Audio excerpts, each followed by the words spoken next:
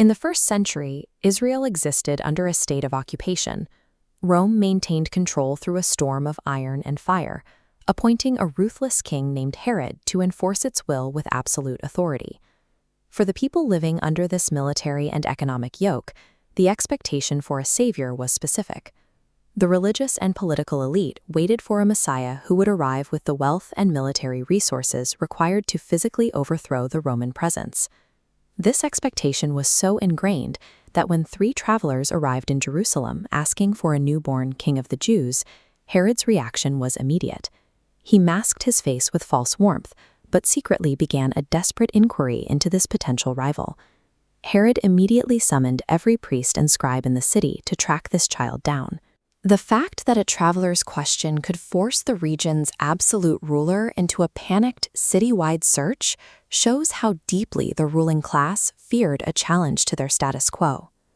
Despite the elite panic in Jerusalem, the actual birth occurred in an overcrowded village called Bethlehem. With no space available in the local shelters, a young carpenter and his wife were forced into a stable to deliver their child. This arrival bypassed the religious establishment entirely. The news wasn't sent to the temple or the palace.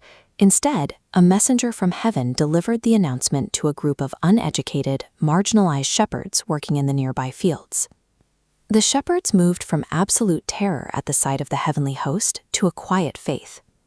They left their flocks and ran to the stable, finding a defenseless baby lying in a feeding trough, the exact opposite of the military king the elites expected. By selecting a rural stable for the birth and field workers for the announcement, this event bypassed the existing halls of power. It established a presence in the world that was completely independent of the political and religious systems of the day. To escape Herod's targeted massacre of infants in Bethlehem, the family fled to Egypt. The child spent his earliest years as a refugee, living in exile until the death of the king who sought his life. When they finally returned, they avoided the center of power in Judea and settled in the obscure town of Nazareth. This move placed the family in a quiet, rural region, far from the direct scrutiny of the ruling class. His childhood remained hidden, except for one event at the age of 12. During a visit to Jerusalem, he was found in the temple, debating the most senior scholars of the law and leaving them speechless at his understanding. After that moment of brilliance, he returned to Nazareth and spent nearly 2 decades working as a local carpenter. He lived as a common laborer, crafting furniture and tools with his own hands. These hidden years meant that when he eventually began his public work, he was not an outsider observing the struggles of the poor. He had spent the majority of his life living the exact economic and social reality of the people he was now beginning to lead. At the age of 30, he stepped out of his quiet life as a carpenter. He traveled to the Jordan River to be baptized by John the Baptist, an event that served as the public launch of his ministry. He immediately withdrew into the desert for 40 days of isolation and hunger. There, he was offered the chance to take immediate political control and material wealth, but he rejected those shortcuts in favor of a different path. He returned to Nazareth and stood in his local synagogue. Taking the scroll of Isaiah, he read a prophecy about bringing good news to the poor and freedom to the oppressed, and publicly claimed the prophecy was about him. The response was violent. The crowd, enraged that a carpenter's son would claim divine authority, dragged him to a cliff to murder him. He simply turned and walked through the middle of the mob, leaving his hometown behind. This total rejection by his own people solidified his break from traditional social ties. He was now a figure without a home, forced to recruit a new following from the fringes of society.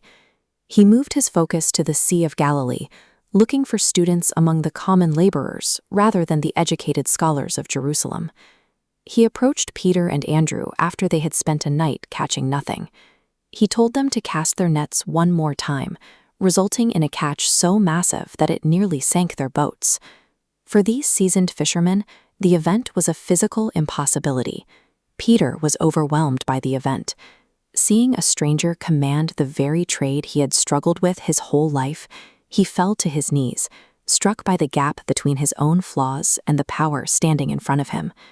Jesus didn't recruit them with complex theology or political promises. By proving his authority over their daily survival and their trade, he inspired these men to abandon their livelihoods and follow him into a completely unknown future. This new movement focused on needs over rituals. At a wedding in Cana, Jesus took stone jars specifically designated for religious purification and used them to provide wine for a celebration, shifting the focus from outward cleansing to the immediate needs of a feast. As the crowds of commoners grew into the thousands, he sat them down on a hillside for the Sermon on the Mount. He was about to give them a new framework for how the world actually worked.